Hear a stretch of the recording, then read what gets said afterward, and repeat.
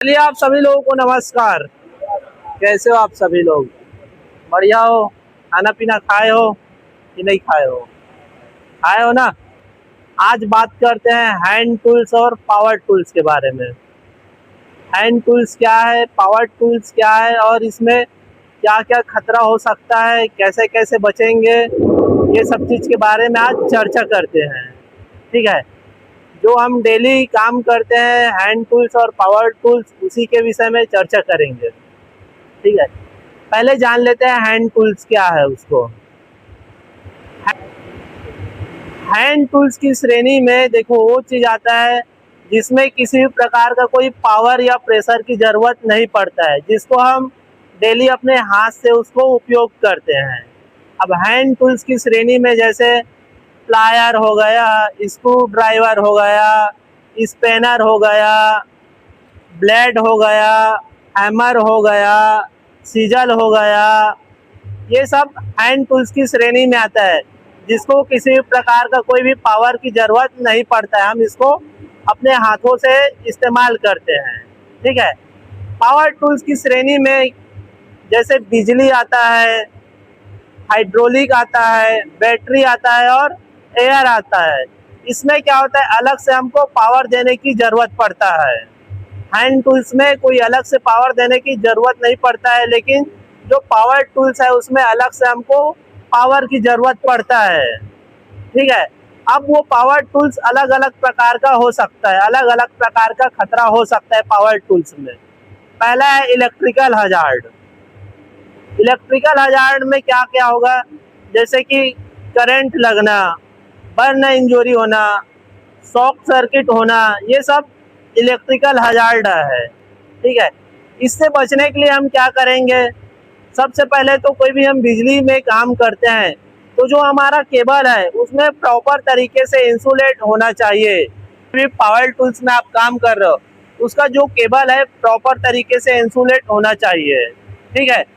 Burn injury से बचने के लिए हम एक उचित पीपीई का उपयोग करेंगे, जिससे हम बर्न इंजरी होने से बचेंगे। ठीक है। दूसरा है नॉइस हजार्ड। बहुत सारा टूल्स ऐसा है जिससे अधिक मात्रा में नॉइस निकलता है।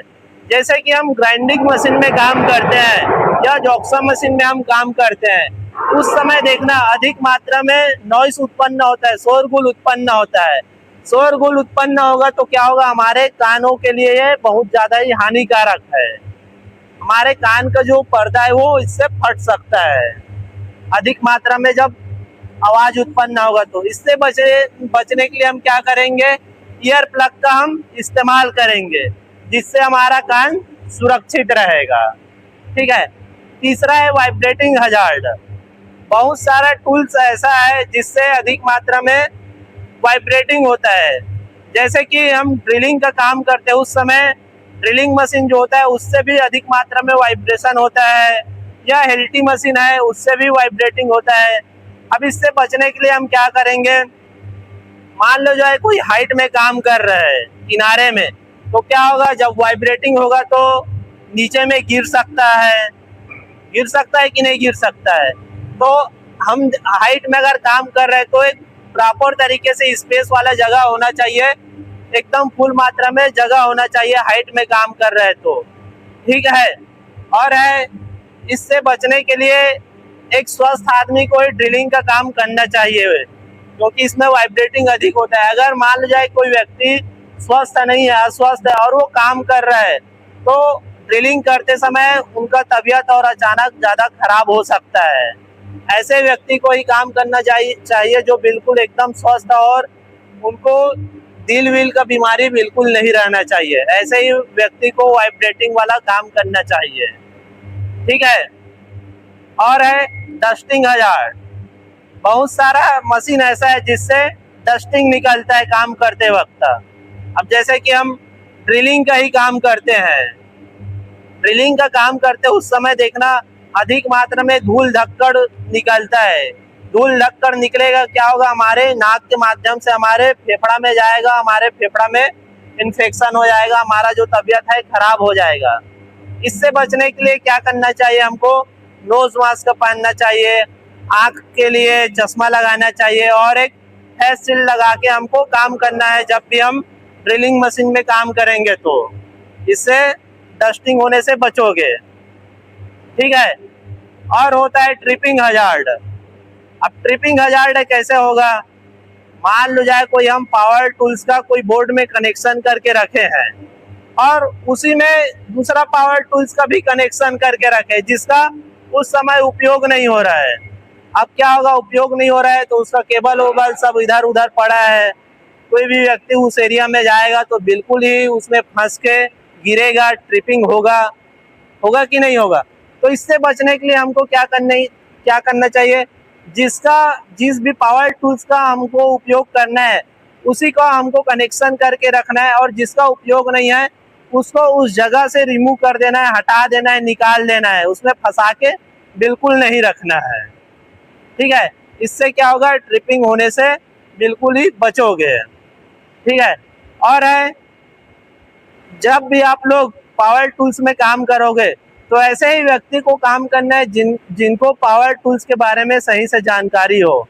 हर किसी को पावर टूल्स में काम नहीं करना है, जिनको एकदम सही तरीके से जानकारी है ऐसे व्यक्ति को पावर टूल्स में काम करना है, ठीक है, उसको ध्यान देना है।